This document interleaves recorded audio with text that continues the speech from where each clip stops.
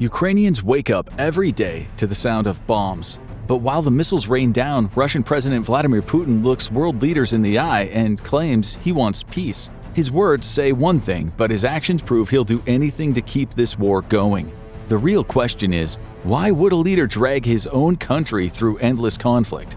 On today's episode of the Infographic Show, we're breaking down why Putin never actually wants the war in Ukraine to end. When peace negotiators from around the world look at the Russia-Ukraine war, they see a territorial dispute that should be resolvable through compromise. But looks can be deceiving.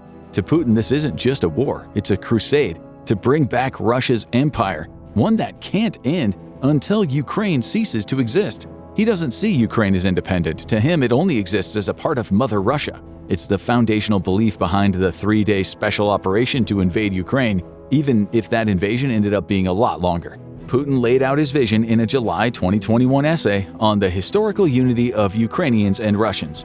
In it, he wrote that Ukraine has no legitimate right to exist separately from Russia. On paper, Putin talks about Ukraine and Russia's shared history. But buried in the small print is the real message. If Ukraine stays independent, he sees it as an attack on Russia's very survival. After the campaign suffered severe setbacks in the fall of 2022, Putin doubled down by announcing the annexation of 4 Ukrainian provinces that Russian forces hadn't even fully conquered. This made it even more difficult to bring the war to an end. One of Moscow's core demands became that Ukraine must hand over the territory that Russia failed to take by force. For Russia, it's all about power. For Ukraine, it's about survival. Their peace proposals nearly always include some form of protection, typically involving joining NATO, where it would be covered by Article 5. This states that an attack on one member is an attack on all of them, a handy clause in case Russia plans to invade again. But most ceasefire or peace proposals put forward by Russia, China, or even the US don't include any such stipulation. So it's in Ukraine's best interest to actually fight for its country. And for Russia, the reasoning is pretty much the same. It can't allow any kind of ceasefire agreement to grant Ukraine more protection from the West. Letting Ukraine stand would destroy Putin's narrative. It would mean a nation he calls basically Russian choosing the opposite side. It would prove to the world that Russian culture is just a myth, and that Russia itself is a fragile patchwork of different peoples barely held together. This is why Putin keeps the war going. A free Ukraine kills his empire dream. But that's only half the story. Inside Russia, his grip on power is shakier than it looks.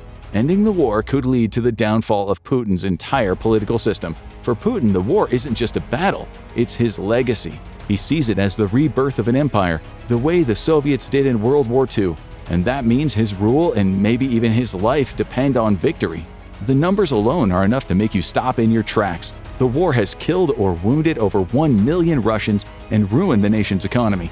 Nothing short of a comprehensive victory will do. A negotiated settlement that leaves Ukraine independent would be impossible to spin as anything other than a devastating defeat. And yet, the current attritional scenario doesn't make any sense.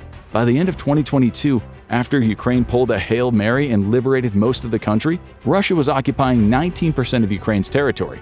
From then on, the rate of progress has been practically stagnant. Ukraine measures roughly 233,000 square miles, and in April 2025, Russia captured only 68 square miles of Ukrainian territory. Based on that rate of progress, it would take roughly 230 more years for the war to end. Worse are the proposed casualty figures. Russia loses around 1,200 soldiers a day. Based on the 230 years, the number of casualties hits almost 100 million. That's close to 70% of Russia's total population as it is today, roughly 143 million. That war machine would grind up generations of men and possibly even women, depending on how it turns out. Russia and Ukraine would end up as husks of countries with nobody to live in them. Back at home, Putin's problems don't get any easier.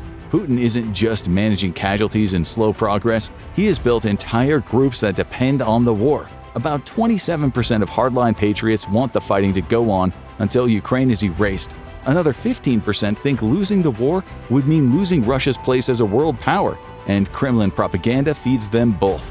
Interestingly, the support for the war has remained relatively consistent throughout, regardless of the progress or lack thereof. A poll conducted by Levada Center shows that practically the same proportion of people supported the war at its beginning as in the last months of 2024. when Russia suffered arguably the biggest losses at the time. And while the support for the war remains high, that also means that a large chunk of Russia's population regards that winning the war is pivotal to Russia maintaining its identity. And that is one of Putin's problems. If he ends this war, that hardcore minority turns against him. But it's not even all about the wider population. Putin has used the previous 2 decades of his presidency to carefully curate his inner circle with people who align with his worldview. These men are known as the Siloviki, the power brokers who got rich under Putin through industry, security, and old KGB ties. These same men are also well aware that Putin's grasp on power is tenuous at best. It hinges on his ability to control the propaganda and ensure these ventures stay profitable. And the Siloviki are likely more than ecstatic about Russia's potential rise on the world stage. However, if Putin makes a sudden turn and starts yielding to the West, then they might lose hope in him as the face of Russia's renewed imperialism. And when elites feel threatened, anything can happen. Like the attempted coup in 1991 against former President Mikhail Gorbachev. Back then, KGB leaders tried to stop reforms that were spreading democracy and nationalism. Today, Siloviki hold that same kind of power, which makes the parallels to Putin hard to ignore. Putin's closest circles are who he depends on, but they can also be the ones who overthrow him if he starts to look like the wrong choice. If the war ends in a failure, the same people who sacrificed the most could turn on Putin. While there are over 1 million casualties in the war, there are also hundreds of thousands of battle-hardened soldiers who will return home, either victorious or with their tails between their legs. If the latter happens, these demoralized soldiers will be looking for someone to blame. And conveniently, since this is Putin's war, they will descend like locusts on Russian society and increase its already high level of criminality. Given Russian history, hungry, returning soldiers can also bring down regimes. And if politics and society weren't enough, Putin also has to deal with the mess that he's made of the economy. Russian leaders have rewritten the rules. If you're loyal, you get rich. If not, you get crushed. War has turned into big business. Soldiers get bigger paychecks, their families get support, and defense contractors rake in the money. Even dying factory towns are suddenly alive with high-paying weapons jobs. Together, they form a new pro-war coalition. In 2024, military spending was set to reach around 40% of the public budget and fuel economic growth. If the Kremlin wants to avoid an economic collapse, it will have to continue spending at current levels long after the war is over.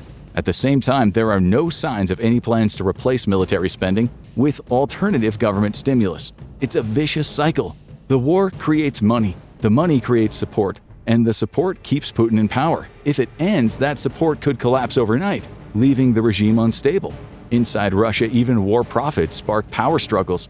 6 powerful families, Patrushev, Kemesov, Kirienko, Rotenberg, Kovalchuk, and Sechin, are raking in the money from nationalized industries. If the fighting ends, that cash cow dries up, so Putin's inner circle will fight to keep it going as long as they can. On the world stage, the war is all Putin has got. It lets him act like Russia is still a superpower, even if it's just a show. This is supported by the fact that the West has been woefully ill-equipped to cut economic and trading ties with Russia when the war actually started. Even today, the EU spends more money importing Russian gas than it does on providing aid to Ukraine. But trade with Europe has collapsed. The EU is cutting off Russian energy and it plans to ditch it completely by the end of the decade. Russia has managed to negate some of the effects of sanctions by exporting goods to the West by using its extensive shadow fleet, vessels that have other countries' flags. But this significantly increases the risk and the cost of shipping vast amounts of fuel, which is cutting into Russia's ability to profit from it. To make up for the loss of income from oil and gas on the western end, Russia has increasingly turned to the Indo-Pacific. More specifically, China and India have become its biggest trading partners, not just in oil and gas, but for a whole range of consumer goods. Even in the first few months of the war, China increased its imports of oil by over 10% and of natural gas by over 40%. In mid-2024, Russia-China bilateral trade volume reached its peak at over $244 billion.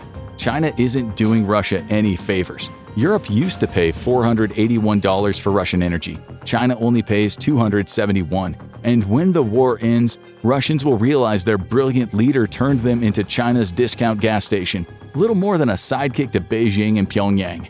The conflict keeps Russia at the center of global diplomatic action in ways that would be impossible during peacetime. Putin truly believes that he can eventually wrest control over all of Ukraine, which is also why he is not settling for just taking a few bits and pieces of the country. Almost 3 years in, he is betting Russia can outlast Ukraine on the battlefield and the West in politics. In his view, Russia is just big enough and tough enough to grind Ukraine down and wait out Western resolve. Ukraine's size makes it vulnerable. Fewer people, fewer weapons, and corruption that risks starving the war effort. All things Putin is counting on. The war also serves as a powerful tool for reshaping the global order in Russia's favor. By forcing Europe and the United States to spend enormous resources on supporting Ukraine, Putin weakens Western economies while strengthening Russia's ties with authoritarian allies. The conflict has accelerated Russia's pivot toward China, Iran, and North Korea. Those relationships provide crucial economic and military support while challenging Western supremacy in the world. Putin's approach to negotiations reveals his true intentions. His KGB-trained strategy relies on twisting reality, even going to international summits where the main topic would be the war and possible peace deals seems like a major concession, and it's often treated as such by the West. But Putin twists those so-called peace offerings into demands for land and political control, things Ukraine will never accept. The main goal here isn't peace, but time. The more he prolongs the diplomatic process, the more he can secure tangible territorial gains on the battlefield and even blame Kyiv for the deadlock. This strategy allows Putin to appear reasonable on the international stage while continuing to pursue his objectives through military force. One of the strangest twists in Putin's war is the economy. Despite sanctions, Russia's GDP actually grew 3.6% in 2023 and 4.1% in 2024. Numbers most countries would be jealous of. This economic performance, even if it is artificial, has become one of Putin's most powerful political weapons. Key indicators like GDP growth, household income, and low unemployment have become trump cards to justify spending and further war investment. Putin weaves those stats in the West's face to say their sanctions failed. Then he shows them off in Asia and Africa as proof Russia's economy is rock solid. And while economic inequality has deepened, many Russians feel their standard of living has improved. Shockingly, more than 40% of Russians now say they don't care about freedom or rights as long as they get state paychecks and pensions. For Putin and his inner circle, that is perfect. They get richer off the war, send regular Russians to die, and still brag about a growing economy. This creates a twisted dynamic. Ending the war could destroy the very prosperity that's kept Putin in power. Whoever comes after him will inherit a wrecked economy and a population with no interest in sacrifice or reform. Putin's strategy also fundamentally depends on his belief that time is on Russia's side. Technically speaking, both sides believe that it still has a reasonable chance of victory. But Putin's version of victory might not even require decisive battlefield success, just outlasting Ukraine and the world's political will to support it. The recent diplomatic maneuvering around ceasefire talks reveals this strategy in action. When President Donald Trump set an August 2025 deadline to end the war or face crushing sanctions, Putin blinked, asking for a meeting and hinting to U.S. envoy Steve Witkoff that he might bend. This prospect persuaded Trump to let the August 8th deadline pass without any new sanctions. Yet there's been no public evidence of a new, more conciliatory Kremlin position. Putin makes just enough diplomatic gestures to avoid escalatory pressure, while continuing to pursue military objectives. Russian officials have been explicit about their approach, with one delegation member reportedly saying to Ukrainian negotiators, "We don't want war, but we're ready to fight for a year, 2, 3, however long it takes. We fought Sweden for 21 years. How long are you ready to fight?" Meanwhile, the human costs keep piling up and accelerating, with over 260,000 casualties from January to July 2025. If it continues at that rate, that's over 500,000 casualties in 2025, roughly half the total casualty count in the first 3 years. And yet, Putin continues to view these as acceptable costs for his broader objectives. He's announced a plan for a year-round conscription, with the most recent wave of 160,000 recruits in April 2025. From Putin's view, the sacrifices have a purpose. They keep the pressure on Ukraine, prove Russia can stomach massive losses, and warn the West that Moscow won't quit over casualties. To see why Putin won't end the war, you have to understand how dictators stay in power. Putin crushed democracy, built his image as an untouchable strongman, and turned Russia into a tool for his own ambitions. For the first few years of the 21st century, this was evidenced by his closer ties to the West, where he seemingly aligned himself with Western ideology. However, this was driven mainly by the fact that Russia was still recovering from the fall of the Soviet Union and finding its place in the world. When Russia thought it was ready to be a great power again, fueled by oil money and global goodwill, it slammed the door, declaring it was done with a US-led world order. Meanwhile, it kept stirring the pot in former Soviet states to build up dissent and minority conflicts, which allowed it greater control over its neighbors. But Ukraine eventually completely turned away from Russia after decades of repeatedly switching between pro-Western and pro-Russian views, which is why the conflict is so central to this rule. If Ukraine actually pulls away from Russia for good, it'll send a clear signal that what Putin has done isn't enough. This kind of thinking makes any meaningful negotiation impossible. Russian demands Ukraine gives up territory, and all it gets back is a pause in the fighting. Kyiv will never accept that. In truth, these proposals are designed to be rejected. Each refusal allows Russia to claim that Ukraine is the obstacle to peace while justifying continued military action. Putin continues to insist that any settlement must focus on eliminating what he refers to as the root cause of the war. That means forcing Ukraine into neutrality, stripping away its weapons, and putting it back under Russia's imperial thumb. The tragic reality is that Putin's war has become a machine that keeps itself running. Every month, the conflict continues. It becomes harder for him to end it without admitting failure. The war feeds Putin's power with cash, loyal factions, and ideology, and that's why peace itself is the real threat to his regime. This isn't a border dispute that can be resolved through compromise. It's not even really about NATO expansion or security guarantees. If this war was really about territory or NATO, maybe diplomats could bargain for peace. But the real reasons, Putin's empire dream and Ukraine's fight for survival, make peace talks nothing more than fantasy. Putin may want the war in Ukraine to drag on forever, but not everyone sees it that way. Watch Why China Wants Russia to Lose Ukraine War to understand what Beijing really gains, or click on this video instead.